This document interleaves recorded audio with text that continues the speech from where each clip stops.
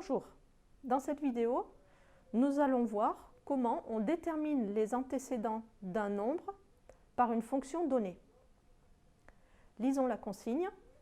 Soit f, la fonction définie sur l'ensemble des réels par f de x égale moins 3x plus 4, déterminer le ou les antécédents du nombre 5 par la fonction f.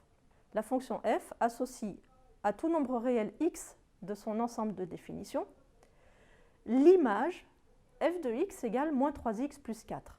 Lorsque l'on recherche s'ils existent les antécédents du nombre 5, on recherche s'ils existent les nombres réels x dont l'image serait égale à 5, dont l'expression moins 3x plus 4 nous amènerait au résultat 5.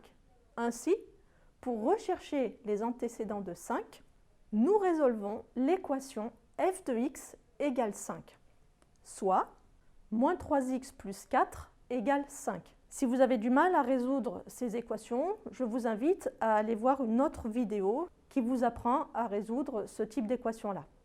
Nous allons ici isoler x en deux étapes. Nous soustrayons 4 aux deux membres de cette équation.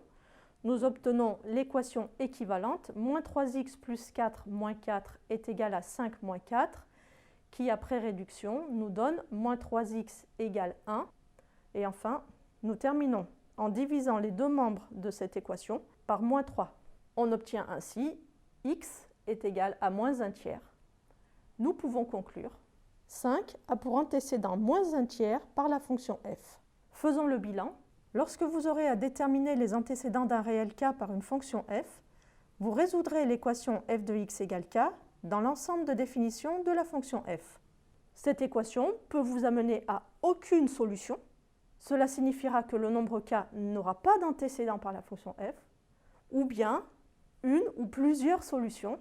Et dans ce cas, le nombre de solutions de votre équation f de x égale k vous donnera le nombre d'antécédents du nombre k par la fonction f. Bon courage!